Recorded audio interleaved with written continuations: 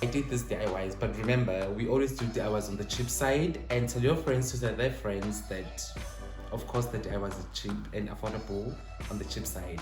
So I did these DIYs from items that I got from Grand China. One I got from the street. I didn't pay money for it.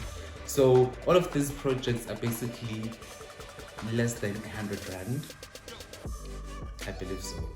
So just watch the video, enjoy it, and tell me what you think about it, and tell me how it turns out for a person that actually did DIYs being drunk. And I don't know, like for me, I personally feel like they turned out very beautiful and they're nice. And I already posted pictures on Instagram.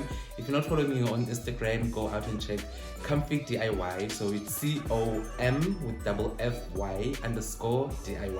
Go ahead and check out those pictures if you haven't, and if you're not following me, it's your chance to follow me. That's where I post most of the content if I'm not posting on here on YouTube. And remember to subscribe, like, and share the videos, and let's save money and create beautiful spaces. Thank you so much for watching.